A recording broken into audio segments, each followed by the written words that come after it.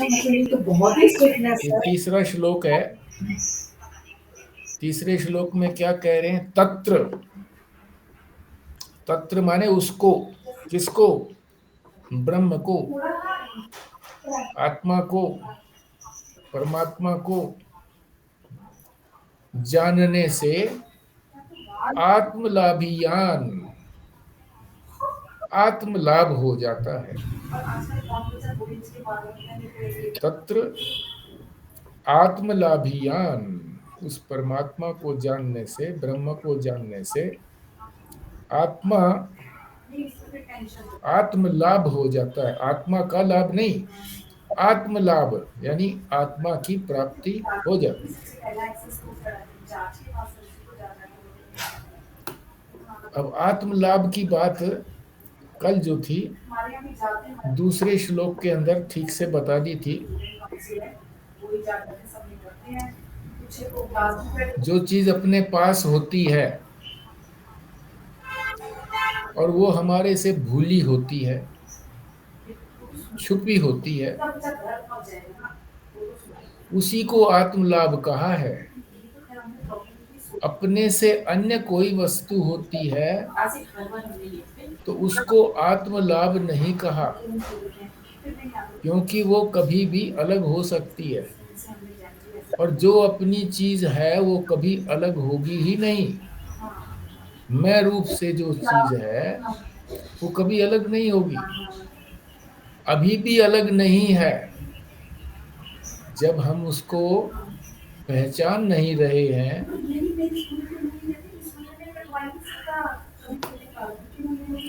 भूले हुए हैं, वो हमारे से छुपी हुई है, अब भी वो हमारे पास है, हमारे से अलग हो सकती ही नहीं। और जो अन्य चीज है वो हमारी कभी हो सकती ही नहीं, वो कभी हमारी नहीं हो सकती।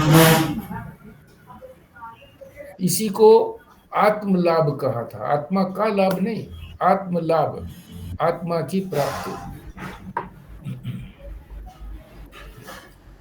तो उस ब्रह्म को जानने से आत्मा का लाभ हो जाता है।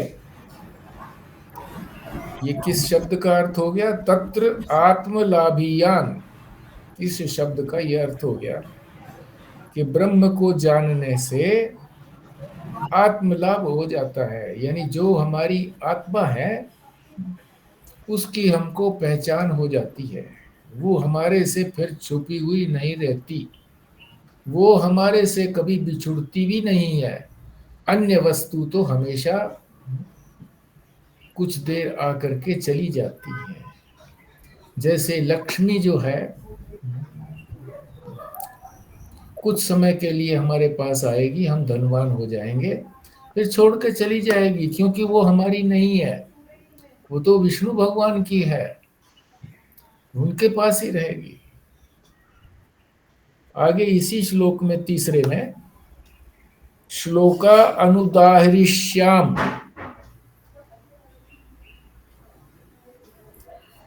अनुदाहरिणी यानी उदाहरण दे करके विस्तार से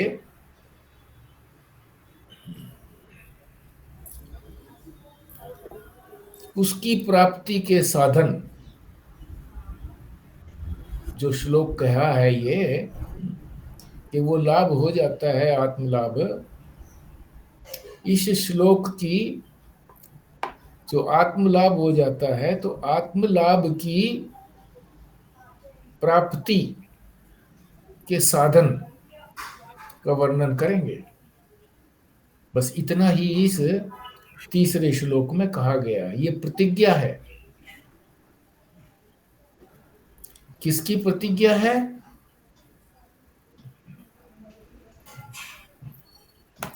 आपस्तंभ की प्रतिज्ञा है। आपस्तंभ जो है ब्रह्म रूप हो गए हैं, उनकी प्रतिज्ञा है कि इन साधनों को करने से आत्मलाभ प्राप्त होगा। फिर चौथा श्लोक में बस इतना ही बताया, इसके बारे में तो चौथे श्लोक में साधन बताए हैं।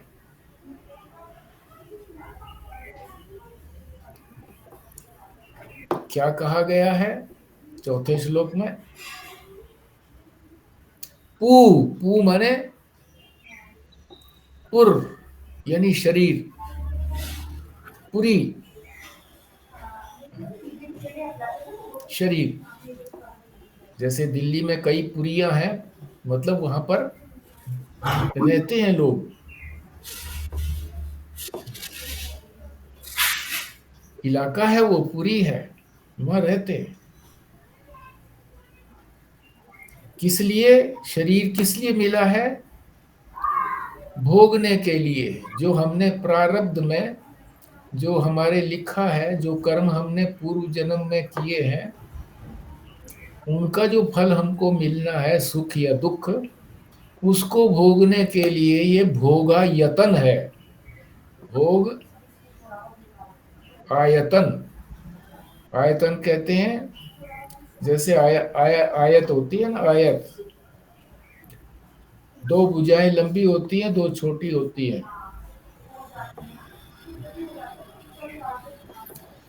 एक होता है चौरस, जिसकी चारों भुजाएं बराबर होती हैं, ये आयत है। इसको अंग्रेजी में क्या बोलते हैं आयत को?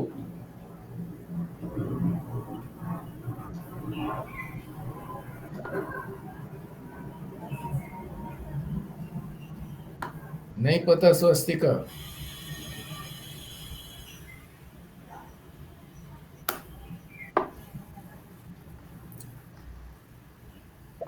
चलो, न सही।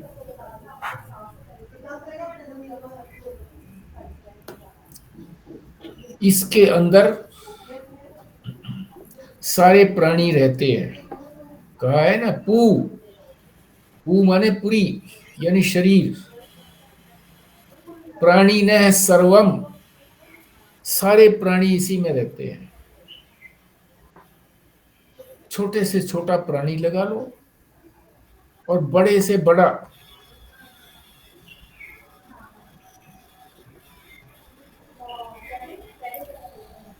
शरीर में रहते हैं। बड़े से बड़ा कौन हो गया? ब्रह्मा विष्णु महेश।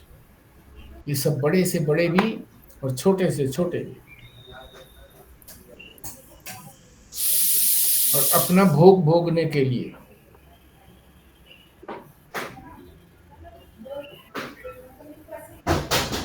प्राणियों को भी विस्तार से बताएंगे कि प्राणी कितने प्रकार के होते हैं। जैसे मनुष्य है, प्राणी है। प्राण माने, प्राणी माने जो सांस लेते हैं। तो ये कहां पर रहते हैं? भूमि पर, पृथ्वी पर। तो मनुष्य तो पृथ्वी पर रहता है। कुछ प्राणी जो है वो जल में रहते हैं। मछली है, कछुआ है, मगरमच्छ है, मेंढक है, उनको जलीय प्राणी कहते हैं।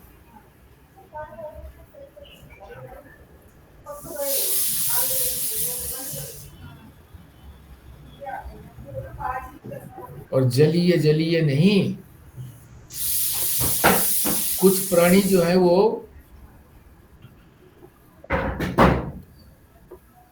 अग्नि प्रधान होते हैं। उनका तत्व अग्नि ही होता है। मनुष्यों का तत्व मुख्य रूप से तो पृथ्वी है, तभी तो दिखते हैं वो। और कुछ जो है वो जल है तत्व उनका, तो वो जल में ही दिखते हैं। बाहर निकालो तो मर जाएंगे। कुछ जो है वो अग्नि तत्व है, अग्नि, अग्नि में ही रहते हैं।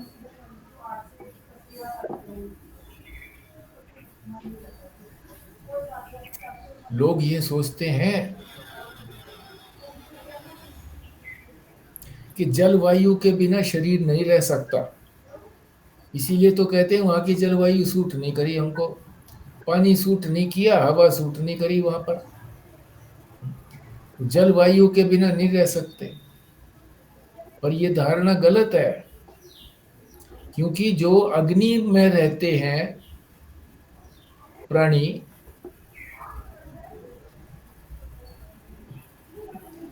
तो उनके जो शरीर है वो अग्नि रूप है, तभी तो अग्नि में रह पाते हैं वो। और महाराज जी उदाहरण भी दे रहे हैं। क्या दे रहे हैं? गुजरात का।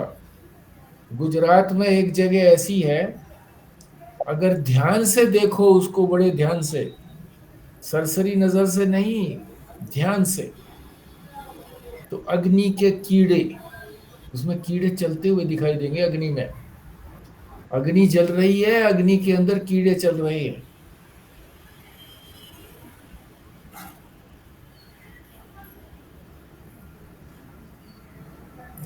तो वो अग्नि के शरीर वाले हैं, तभी तो अग्नि में रह पाते हैं।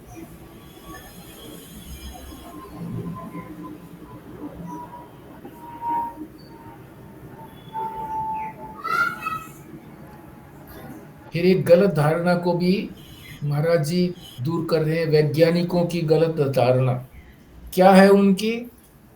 मंगल ग्रह पर जाना चाहते हैं वो वैज्ञानिक।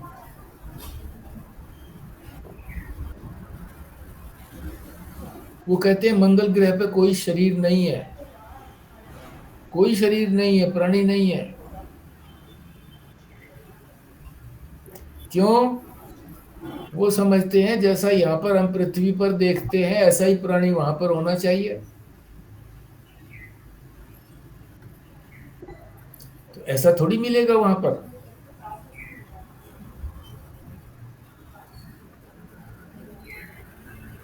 क्योंकि हमने ये कहाँ समझा था कि अग्नि के अंदर भी प्राणी होते हैं, कीड़े चलते हुए दिखते हैं।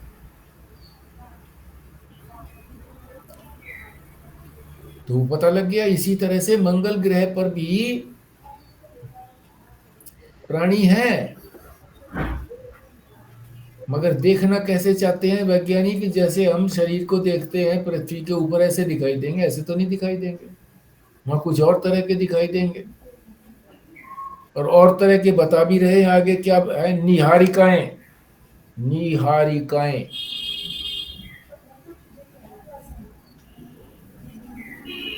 वहां पर निहारिकाएं दिखती हैं आसमान में। निहारिका किसको कहते हैं? जहां कभी हमने रात्रि में देखा हो आसमान में सफेद सफेद कोई रास्ता सा बना हुआ दिखाई देता है, लंबा रास्ता सफेद। वैसे तो आसमान में अंधेरा होता है, मगर उसके अंदर कुछ प्रकाश होता है, ऐसा लगता है कि ये पथ बना हुआ है, रास्ता बना हुआ है। निहारिकाएं बोलते हैं उनको।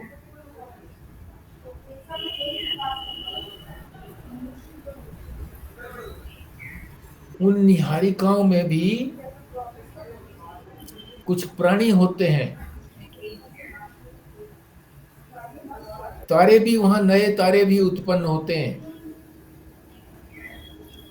कई बार हमने तारे को टूटता हुआ देखा आसमान में, कि आसमान से तारा टूट करके नीचे की ओर गिर रहा है। तो वो तारे जो हैं वो निहारिकाओं में से टूटते हैं, जब पुराने हो जाते हैं, टूटते हैं, या उनका समय समाप्त हो जाता है तो फिर गिरते हैं टूटकर। नए तारे वहां पर बनते हैं, निहारिकाओं के अंदर नए तारे भी बनते हैं। तो निहारिकाओं से लेकर के, निहारिकाओं में भी प्राणी हैं। तो निहारिका तो बहुत बड़ी हो गई आसमान में, बहुत सारे तारे हो गए उसके अंदर। तारे उत्पन्न भी होते रहते हैं, टूटते भी रहते हैं। और छोटे से छोटा प्राणी जो माइक्रोस्कोप से हम लोग देखते हैं खून के अंदर, वैसे दिखता नहीं है, आंख से दिखता नहीं है, मगर जब हम उसको माइक्रोस्कोप लगा करके आंख के सामने रख के फिर जब देखते हैं तो उसमें कीटाणु दिखते हैं। तो छोटे छोटे कीटाणु तक भी होते हैं। तो सभी प्राणियों का शरीर है। ये बात कहनी थी अभी तक कि सभी प्राणी अपने अपने शरीरों में रहते हैं। मनुष्य जो है वो अपने शरीर में रहता है पृथ्वी पर, उनका शरीर जो है पार्थिव है। और जो मेंढक मछली आदि है वो जल में रहते हैं, वो जलीय प्राणी कहलाते हैं। तो केवल एक हवा और जल से ही जिंदा नहीं रहते, अग्नि में भी प्राणी जिंदा रहते हैं। वहीं उत्पत्ति होती है, वहीं जिंदा भी रहते हैं और वहीं मरते भी हैं। और इसी तरह से निहारिकाएं जो आसमान में देखते हैं हम, उसमें भी तारे उत्पन्न भी होते रहते हैं और नष्ट भी होते रहते हैं। तो इतनी बड़ी निहारिकाओं से लेकर के तो बहुत बड़ा शरीर हो गया निहारिकाएं, और छोटे से छोटा जो कीटाणु है सब अपने अपने शरीरों में रहते हैं। ये इस पू शब्द से इसका अर्थ बताया था। पू माने शरीर, पू माने शरीर। एक और ज्ञान की बात आप सुन लो।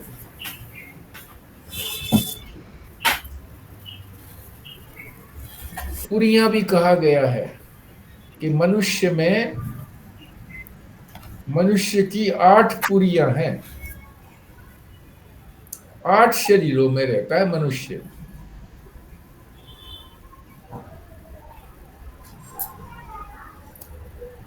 आठ पुरियां कौन सी हैं? अष्टपुरी कहते हैं उसको। 5 ज्ञानेंद्रियां, एक हो गया। ज्ञानेंद्रियां एक हो गया, कर्मेंद्रियां 2 हो गया, प्राण 3 हो गए, पंच महाभूत 4 हो गए,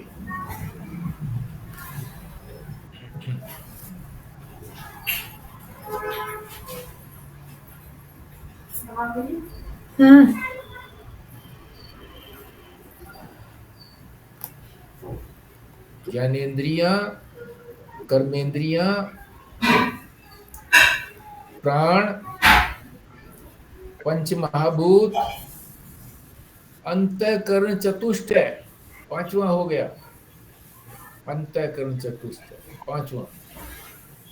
और अविद्या, काम, कर्म, ये 3 और हो गए। अविद्या में भी रहता है जीव, अविद्या में रहता है। अविद्या से उसमें कामना उत्पन्न होती है, इच्छा उत्पन्न होती है। अविद्या, काम और कर्म, फिर वो कर्म करता है। तो जीव जो है ये 8 पुरियों में रहता है। ये यहाँ नहीं समझाया है, पर ये अन्यत्र बात कही गई है तो समझ लेनी चाहिए, किसी वक्त काम आएगी। तो ये बता दिया। पू माने शरीर। आगे क्या कह रहे हैं? प्राणी ने सर्वम, सारे प्राणी। प्राणी ने का मतलब जो प्राण वाले हैं, जिनके सांस चलते हैं। कौन से हैं? ब्रह्मा से लेकर स्तंभ पर्यंत। ब्रह्मा जी से लेकर के तिनके तक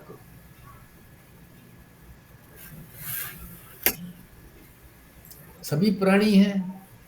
और प्राणी जो है वो किसी न किसी शरीर में रहते हैं। किसी न किसी शरीर में रहेंगे, केवल रहने का स्थान है वो, उनका होता नहीं है स्थान। ये शरीर उनका होता नहीं है, मालिक नहीं है वो शरीर के, बस रहने को मिला हुआ है। जैसे किराएदार को मिल गया रहने को, मकान मालिक जब चाहे उससे खाली करा ले। तो ब्रह्मा से लेकर के और तिनके तक सभी हैं प्राणी, और वो किसी न किसी शरीर में रहते हैं। परंतु रहस्य की बात क्या है कि वो शरीर उनका नहीं होता।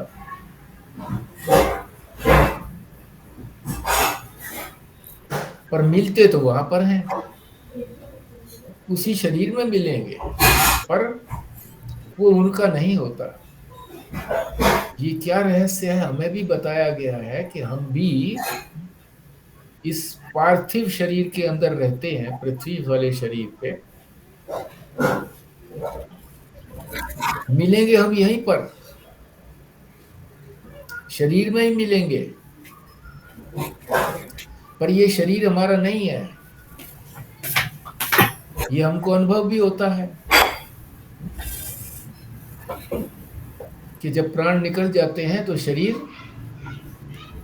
छूट गया हमारे से। गहरी नींद में, सुषुप्ति में भी ये शरीर हमारे से छूट जाता है, हमारा थोड़ी होया। जो चीज हमारे से छूट गई वो हमारी थोड़ी हो गई, क्योंकि वो हमारे से अन्य है। अन्य तो चीज छोड़ करके जाएगी ही जाएगी। जो अपनी चीज है आत्मा, वो तो कभी छोड़ के जाती नहीं है। इसीलिए आत्मलाभ कहा था। और बाकी जो चीजें हैं सब छोड़ के जाएंगी, क्योंकि वो अपनी नहीं है, पर मिलेंगी वहीं पर। जैसे उदाहरण दिया राजा का, राजा से मिलना हो तो अपनी राजधानी में, जहां पर वो राजधानी है, जहां वो रहता है, अधिक समय रहता है, वहीं तो जाना पड़ेगा। ये अगले पृष्ठ पर पहुंच गए हम, 13वें पृष्ठ पर।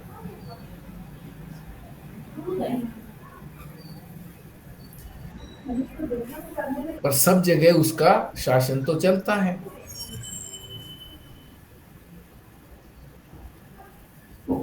इसी तरह से हमारी जो इंद्रियां हैं, ये बाहर तो जाती हैं। कहां से निकल करके जाती हैं? हृदय से निकलकर बार बार बाहर चली जाती हैं इंद्रियां, विषयों की तरफ भागती हैं।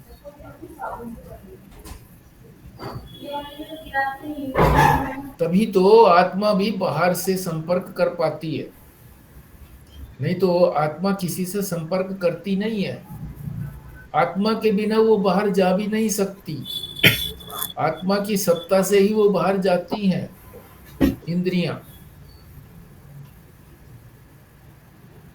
और बाहर की वस्तुओं से संपर्क होता है और व्यवहार चलता है। परंतु अगर उससे मिलना हो, किससे? राजा से, तो कहां मिलेगा? वो राजधानी में। तो आत्मा की राजधानी कौन सी है? हमारा हृदय। हृदय रूपी गुहा। हृदय को गुहा कहा है। गुहा का मतलब गुफा। गुफा के अंदर कोई चला जाता है तो वो दिखाई नहीं देता, छुप जाता है, बाहर से नहीं दिखाई देगा। मगर उससे मिलने के लिए जाना हो तो गुफा में जाना पड़ेगा। हृदय के रूप मिलेगा कहां पर? हृदय रूपी गुफा में। कहीं भी ढूंढ लो, सारा संसार घूम आओ, कहीं नहीं मिलेगा। आत्मा, ब्रह्म, परमात्मा कहीं नहीं मिलेगा। कहाँ मिलेगा? हृदय रूपी गुफा में मिलेगा।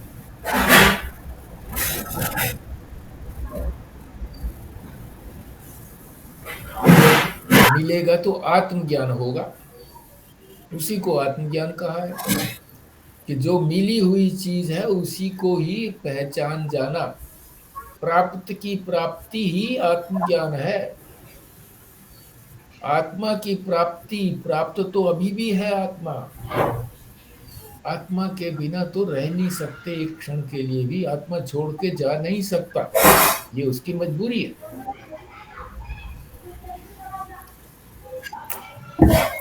जीव भी उसको छोड़कर नहीं जा सकता, जाएगा तो मर जाएगा,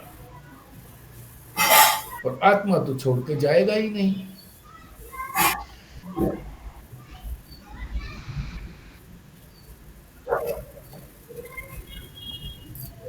इसीलिए हम कहते हैं कि आत्मा जो है वो तो परिच्छिन्न है, और परमात्मा जो है वो सर्वत्र है। तो ये मतलब ये हम ऐसा सोचते हैं या फिर ये भी ट्रुथ है, जब तक कि जीव में रहेगा तो वो आत्मा तो परिचिन नहीं रहेगा ना। आत्मा परिच्छिन्न नहीं रहता। जैसे राजा जो है, उसकी अथॉरिटी तो सारे राज्य में है ना, चाहे वो रहे अपने राजधानी के अंदर, अपने महल के अंदर, पर उसका अधिकार तो सर्वत्र है। तो इसका यह मतलब नहीं है कि वो सीमित हो गया। एक रहने का स्थान है, मिलेगा बस वहां पर। तो ये आप जैसे आत्मा राष्ट्रपति, आत्मा के बारे में बोल रहे हो या फिर परमात्मा के बारे में बोल रहे हो? एक ही बात है। आत्मा और परमात्मा में अंतर नहीं है। पर आत्मा ही परमात्मा तो व्यापक है और आत्मा तो परिचिन्न है। परमात्मा को हमने व्यापक नहीं जाना है, आत्मा को भी व्यापक नहीं जाना है अभी तक। केवल सुना है कि परमात्मा व्यापक है, आत्मा भी उसी तरह से व्यापक है। पर पहले ये समझा देते हैं कि आत्मा को पहले इसी शरीर में खोजो, सीमित शरीर में। व्यापक को कैसे खोज पाओगे? व्यापक तो खोजा नहीं जा सकता। कहाँ खोजोगे व्यापक को? सब जगह है। सामान्य चेतन तो सब जगह है, विशेष चेतन हमारी आत्मा में है, तो यही ढूंढना पड़ेगा। प्रकाश तो सब जगह है। दीपक रख दिया कमरे के अंदर तो प्रकाश तो सब जगह है, कोई सीमित थोड़ी हो गया प्रकाश। मगर प्रकाश जिससे निकल रहा है, उसको ढूंढोगे तो वो वही मिलेगा जहां पर वो दीपक रखा हुआ है। प्रकाश सब जगह है। ये नहीं है कि दीपक का प्रकाश सीमित हो गया। तो ब्रह्म का जो प्रकाश है वो सीमित नहीं है, आत्मा भी व्यापक ही है।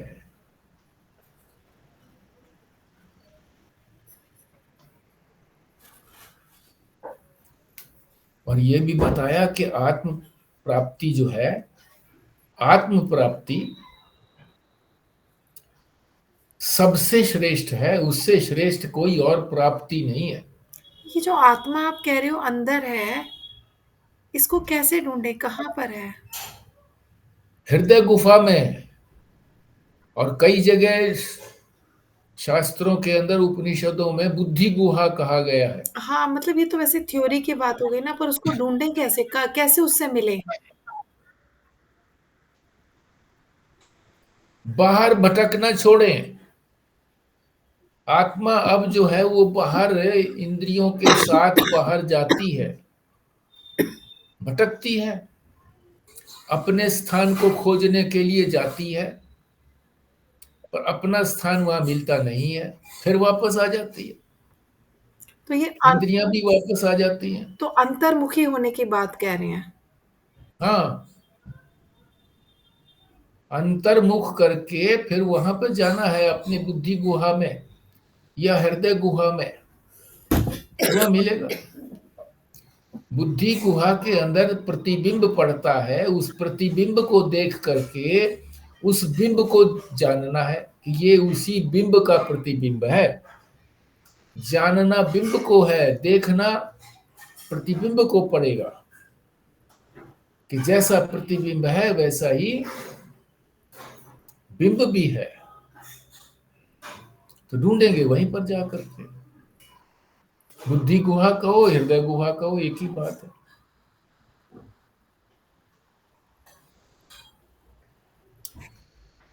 वही आत्मलाभ होगा, आत्म प्राप्ति वहीं पर होगी। और उससे श्रेष्ठ कोई और वस्तु नहीं है संसार में। किसको श्रेष्ठ कहते हैं? कौन सी चीज को हम श्रेष्ठ कहेंगे? जिससे हमें किसी प्रकार का दुख ना हो, यानी दुखों की आत्यंतिक निवृत्ति, और परमानंद की प्राप्ति। यही सारे जीवों का निरंतर इष्ट है, चाहते हैं, सभी चाहते हैं जीव, प्राणी मात्र, जीव का मतलब प्राणी मात्र, सभी प्राणी चींटी तक चाहती है उसे दुख ना हो। रास्ता चलते चलते कहीं उसको पानी आगे दिखाई देता है कि पानी जाएंगी तो मैं ठीक से नहीं चल पाऊंगी, डूब भी सकती हूं, तो रास्ता बदल लेती है। कहीं गर्मी आती है वहां पर, तो रास्ता बदल लेती है। सभी प्राणी क्या चाहते हैं? सुख, दुख किससे? छुटकारा। और छुटकारा भी ऐसा छुटकारा कि फिर कभी दोबारा से दुख आए ही नहीं, आत्यंतिक निवृत्ति और परमानंद की प्राप्ति। कि परमानंद की प्राप्ति मिले, ऐसा आनंद और कहीं न हो, ऐसा उसकी इच्छा है सभी प्राणियों की। दुखों की आत्यंतिक निवृत्ति और परमानंद की प्राप्ति, इससे श्रेष्ठ वस्तु और कुछ नहीं है। कोई भी चीज हमको प्राप्त होती है तो उससे या सुख होता है या दुख होता है, तो दुख तो हम चाहते नहीं है, सुख चाहते हैं। मगर उससे भी कोई श्रेष्ठ वस्तु हमें मिल जाती है तो उसको छोड़ देते हैं हम।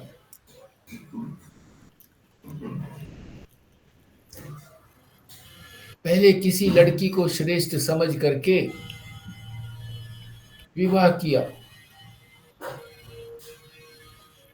तृप्ति नहीं हुई, और कोई श्रेष्ठ पता लगी कि वो उससे और श्रेष्ठ है, छोड़ दिया। पर आत्म लाभ जो है वो सबसे श्रेष्ठ है, इससे श्रेष्ठ और कोई वस्तु है नहीं। और उसी श्रेष्ठ वस्तु को प्राप्त करने के लिए लालायित रहते हैं प्रत्येक प्राणी। वो क्या है? परम आनंद। ऐसा आनंद और कहीं नहीं है, परम आनंद। और दुखों की आत्यंतिक निवृत्ति, दुख भी नहीं चाहते सभी प्राणी को है कि दुख तो मुझे एक क्षण को भी ना हो। एक क्षण को दुख होता है तो लगता है हमारा 1 घंटा दुख सहा हमने। सुख हम सारा दिन भी भोगते हैं तो भी हमको ये नहीं लगता कि हमने सुख भोगा, कोई परेशानी नहीं है हमको। सारा दिन हमें कोई दुख नहीं है तो दुख की गणना, सुख नहीं है मतलब कोई दुख नहीं है, सुख ही सुख है, तो हम उसकी गिनती नहीं करते। अगर 1 घंटा भी हमको दुख हो गया, पेट में बड़ा दर्द हो गया, तो ये लगता है कि पता नहीं कितने जन्मों से हम दुख भोग रहे हैं। तो दुखों की आत्यंतिक निवृत्ति, की कभी दुख आए ही नहीं, और परमानंद की प्राप्ति के इससे बड़ा आनंद और कोई है ही नहीं। उसी को प्राप्ति कहा है और किसी को प्राप्ति नहीं कहा। कुछ लोगों का मत यह है कि दुखों की आत्यंतिक निवृत्ति हो गई, बात खत्म हो गई, दुख आए ही नहीं। तो वेदांत कहता है मनुष्य केवल दुख निवृत्ति ही नहीं चाहता कि मेरा दुख ना आए मेरे को,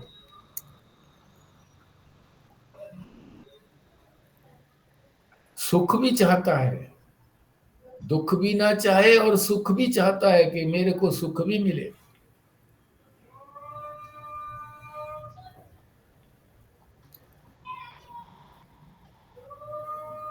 भूख लगी है तकड़ी, बाजरे की का टिक्कड़ मिल गया, दुख निवृत्ति तो हो गई।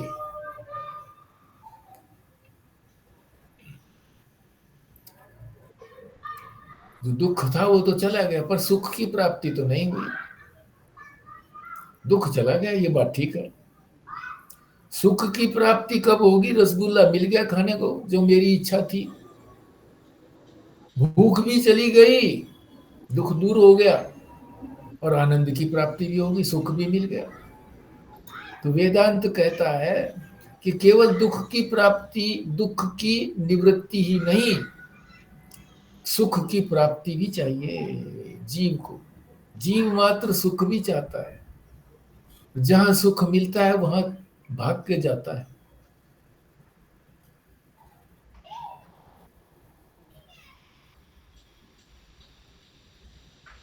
और जहां सुख की आशा नहीं होती वहां जीव जो है दुख की निवृत्ति तो चाहेगा ही।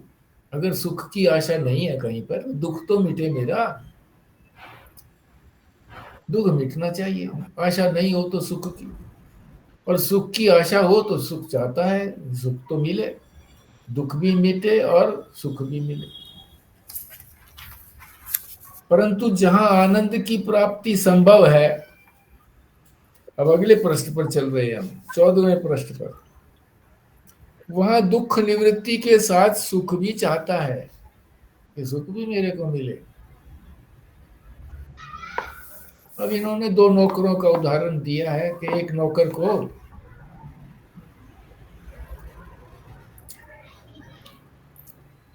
तरक्की मिल गई, 250 रुपए की, खुश हो गया, मगर दूसरे नौकर को 300 रुपए की तरक्की मिल गई तो दुखी हो गया। पहले सुखी था, अब दुखी हो गया।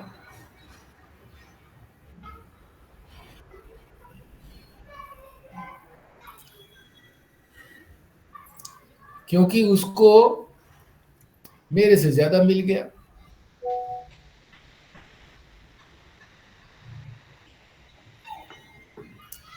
हर आदमी ये चाहता मुझे सबसे बड़ा दुख सुख मिले, सबसे ज्यादा सुख मिले मुझे। और सबसे बड़ा जो सुख है वो क्या है? परमानंद। सबसे बड़ा आनंद तो परम आनंद है, उससे बड़ा आनंद और कोई नहीं है। परम माने सबसे परे, बड़ा। निरअतिशय भी कह सकते हैं। हाँ, निरतिशय, यानी उसमें फिर और कोई बढ़ोतरी नहीं की जा सकती, उसको कहते हैं निरतिशय। अतिशय माने तो उसमें और बढ़ोतरी हो सकती है, बहुत बड़ा तो है मगर और भी बड़ा हो सकता है। और निरतिशय का मतलब जिसमें फिर और बढ़ने की कोई संभावना ही नहीं है। और ऐसा आनंद जो है वो कैसे मिलेगा? ज्ञान के द्वारा मिलेगा, ज्ञान के द्वारा, परमात्मा ज्ञान, यही तो कहा है। परमात्मा, परमात्मा का ज्ञान, परमात्मा ज्ञान कहाँ मिलेगा? सभी प्राणियों के अपने अपने शरीर में मिलेगा। ज्ञान जो है, ज्ञान किसका? परमात्मा का ज्ञान, आत्मा का ज्ञान, अपना ज्ञान कहाँ मिलेगा? सारे प्राणियों के अपने अपने शरीर में मिलेगा।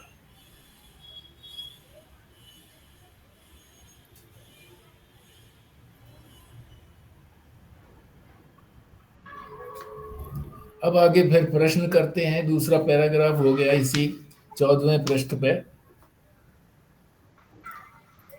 इस शरीर में वो कैसे है, यानी गुहाशय में, गुहा का जो गुफा का आशय है, खाली स्थान है, जिसको हृदय गुहा कहा गया है, यहां पर विद्यमान रहता है।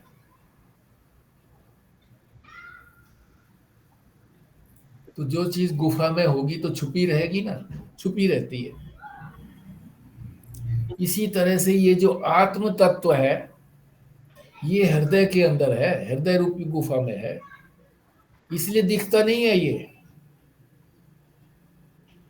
अब उदाहरण दे करके समझाते हैं।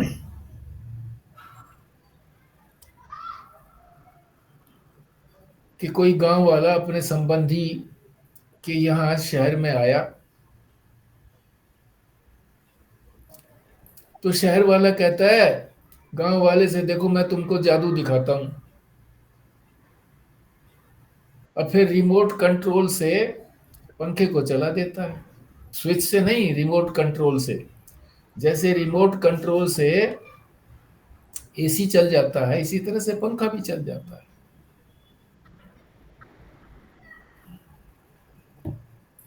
बैठा है कहीं पर, कुछ नहीं किया, पर पंखा चला दिया। आश्चर्यचकित होता है हो, अरे बैठे बैठे ही वहां जाकर के तुमने स्विच ऑन भी नहीं किया, और बैठे बैठे तुमको पता लग गया, ये चल पड़ा है।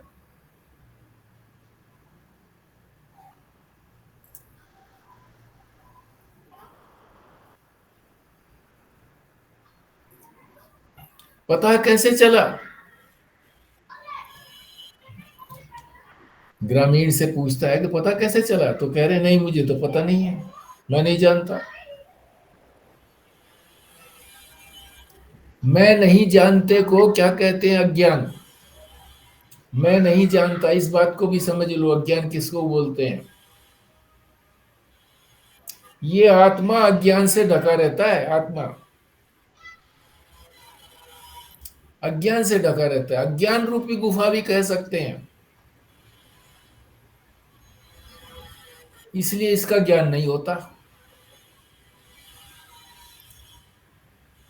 प्राय लोग अज्ञान को ये समझते हैं कि किसी चीज का ज्ञान नहीं होने को ही अज्ञान कहते हैं, कि इसका मुझे पता नहीं है।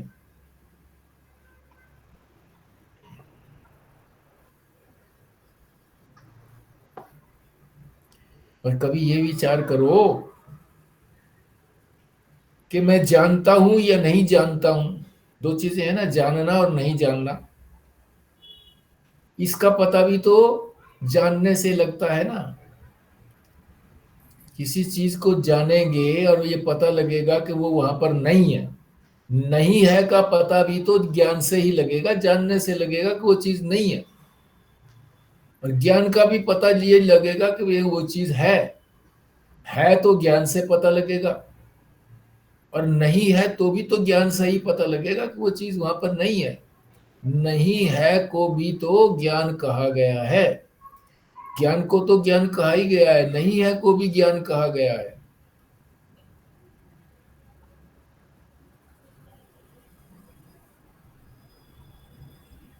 मैं इस बात को जानता हूं कि मैं नहीं जानता, नहीं जानने को भी तो मैं जानता हूं। मुझे पता है ना कि मैं ये नहीं जानता, इसका भी तो मुझको ज्ञान है। नहीं जानना भी हो गया, फिर नहीं जानने का ज्ञान मुझको है, ये भी हो गया।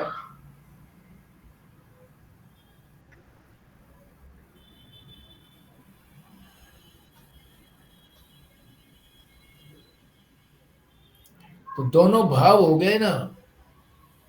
है वहां पर तो भी भाव है, और नहीं है उसको भी कह दिया कि वो है वहां पर, हमें पता है, ये भी भाव हो गया। भाव और अभाव तो दोनों एक जगह नहीं रह सकते। ये तो कह नहीं सकते कि ये है और ये नहीं है, ऐसा तो कह नहीं सकते। दोनों चीजें एक साथ तो कह नहीं सकते कि है भी और नहीं भी है, तो विरोधी हो जाएगी बात आपस में। तो एक ही स्थान पर एक ही समय में एक ही वस्तु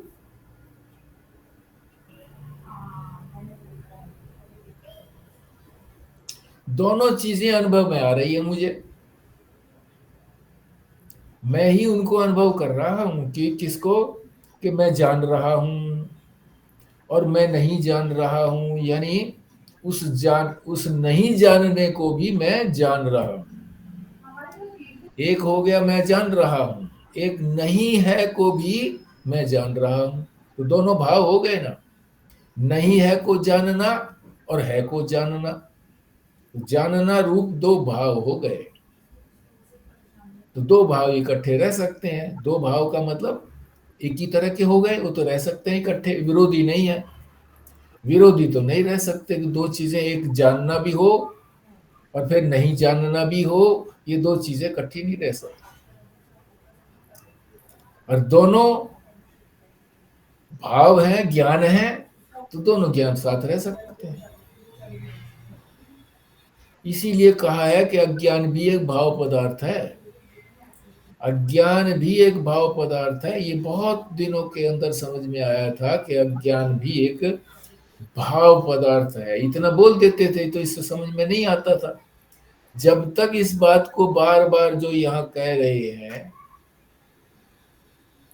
इस बात को बार बार हम चिंतन नहीं करेंगे, बार बार कथन नहीं करेंगे, किसी को समझाएंगे नहीं, तब तो वो बात समझ में नहीं आती कि मैं जानता भी हूं और इस बात को भी जानता हूं कि मैं नहीं भी जानता हूं। नहीं जानने को भी मैं जानता हूं कोई चीज है कि नहीं है। तो दोनों भाव पदार्थ हो गए। नहीं जानना यानी अज्ञान, तो अज्ञान भी भाव पदार्थ है, ज्ञान भी भाव पदार्थ है। ठीक। और ये अज्ञान जो है,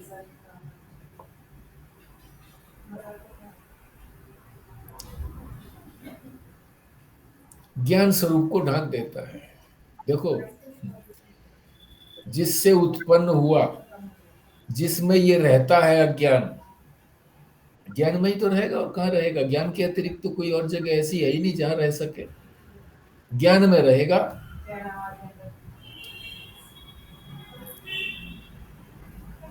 फिर भी ये ढक देता है उसको। जैसे पहले भी समझाया था कि बादल किससे उत्पन्न हुआ था? जल से उत्पन्न हुआ था। जल से उत्पन्न हुआ था। और जल किससे हुआ था? सूरज की गर्मी से। तो ये कहो कि भाई बादल की उत्पत्ति जो थी वो सूर्य से हुई थी, मगर बादल ही सूर्य को ढक देता है। हालांकि छोटा सा है बादल तो, और सूर्य तो विशाल है, अनंत योजन फैला हुआ है सूर्य। और बादल तो छोटा सा है, पर ढक देता है उसको। छोटा सा भी बड़ी चीज को ढक देता है। अब रहस्य क्या है इसका? असल में उसको ढक तो पाता नहीं है। ढकता फिर किसको है? हमारी आंख को ढक देता है। हमारी आंख नहीं देख पाती सूर्य को, हमारी आंख को ढक दिया। हमारी आंख को तो एक छोटा सा, कोई भी चीज हमारी इस आंख पर जरा सी कोई रखी रहे, जरा सा सफेद आ जाए इस काले मोतिये के अंदर, काली जो ऊपर सरफेस है हमारा, इस पे जरा सा भी कोई धब्बा आ जाए, सेंटर प्लेस में धब्बा आ जाए, तो दिखना बंद हो जाता है। जो सूर्य तक को देख लेता था इतना बड़ा होते हुए भी और इतनी दूर होते हुए भी, अब वो नजदीक से नजदीक चीज को भी नहीं देख सकता। तो अज्ञान जो है ज्ञान को ढक देता है। और ये भी सच्ची बात है कि ज्ञान अज्ञान को नष्ट भी कर देता है।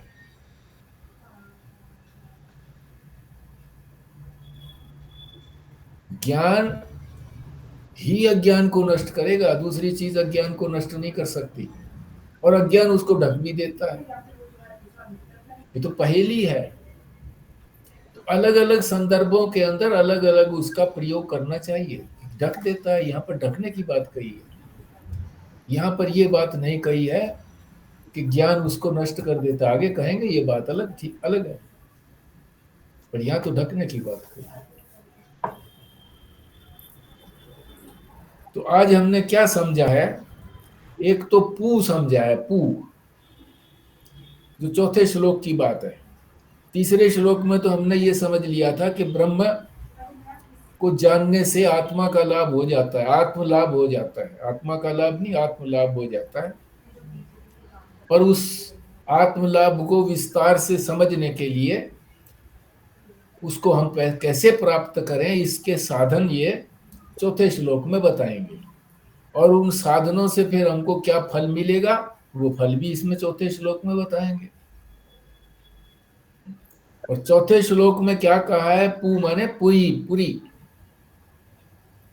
पुरी का मतलब जहां पर यह आत्मा रहता है।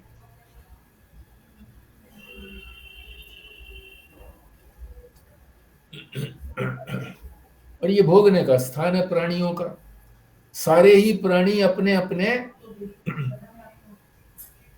शरीर में रहते हैं, और विभिन्न प्रकार के शरीर भी बता दिए थे। तो प्राणी इनमें रहते हैं, रहने का स्थान है ये उनका, वो नहीं है, मतलब उनका मालिक नहीं है ये। जो इसमें रहने वाला है वो इस शरीर का मालिक नहीं है। प्राणी रहता है ना इसमें, ये मालिक नहीं है प्राणी।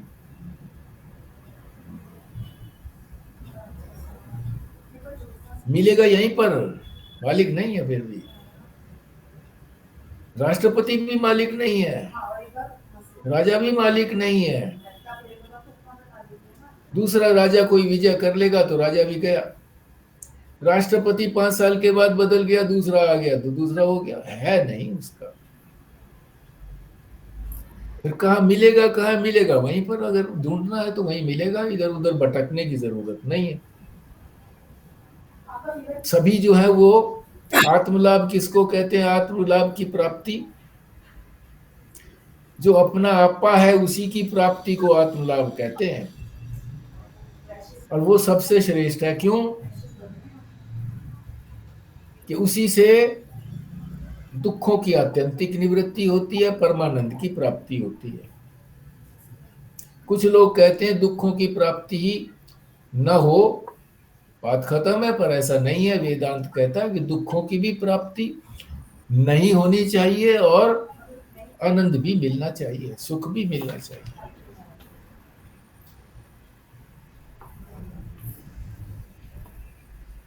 कहाँ मिलेगा ये, प्राणियों के शरीर में ही मिलेगा, गुहाशय में, हृदय रूपी गुफा में मिलेगा ये परमात्मा, आत्मा।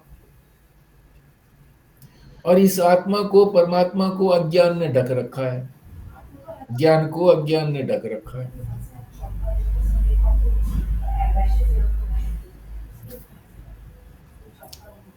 इस अज्ञान को ही गुफा कहते हैं। अज्ञान रूपी गुफा कह दो, हृदय गुहा कहो या बुद्धि गुहा कहो या अज्ञान गुहा कहो, क्योंकि अज्ञान ने ढक दिया तो पता ही नहीं लगता कि विज्ञान है कि नहीं। यहीं पर हम विश्राम लेते हैं। ये पृष्ठ संख्या 15 पर अज्ञान है यही गुहा है, अज्ञान को ही गुहा कहा गया है। यहाँ पर हम विश्राम लेते हैं। आज है 5/11/25। आज कार्तिक पूर्णिमा है, सरदारों का भी बड़ा उत्सव होता है ये। सनातन धर्मी भी गंगा जी में स्नान करते हैं, परमात्मा का भजन करते हैं, पवित्र दिन है।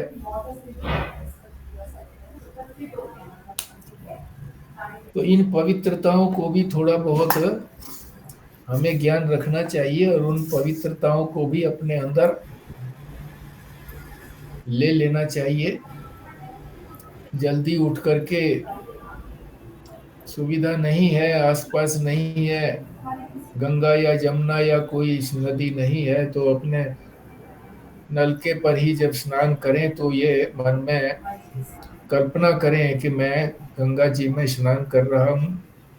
स्नान आदि करके फिर मंदिर में जा करके वहाँ थोड़ा बहुत पूजन करें, थोड़ी देर बैठें, परमात्मा जितने भी वहाँ परमात्मा के रूप हैं, ईश्वर के रूप हैं, राम है, कृष्ण है, सबके दर्शन करें, प्रणाम करें, मंदिर में कुछ धन दें, पंडित जी जो उनकी सेवा करते हैं उनको भी दें। तो ये धर्म बुद्धि हमारे अंदर आनी चाहिए, तभी तो हमारी जो अधर्म बुद्धि है वो निकलेगी। ये नहीं सोचना कि हम तो कोई अधर्म करते ही नहीं है, हमें धर्म की क्या आवश्यकता है। अधर्म नहीं करे पर धर्म भी तो नहीं किया, धर्म भी करना चाहिए। अधर्म भी मत करो और धर्म भी करो।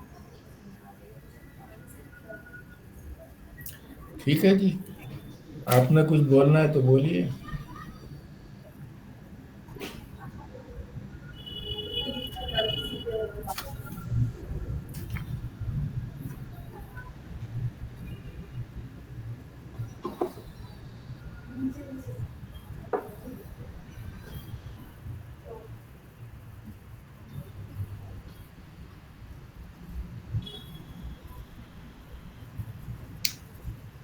ठीक है जी, फिर खुराना जी पूर्णाहुति करिए। जी। ओम पूर्णमदः पूर्णमिदं पूर्णात् पूर्णमुदच्यते पूर्णस्य पूर्णमादाय पूर्णमेवावशिष्यते। ओम शांति शांति शांति। नारायण नारायण नारायण। नारायण। नारायण। नारायण।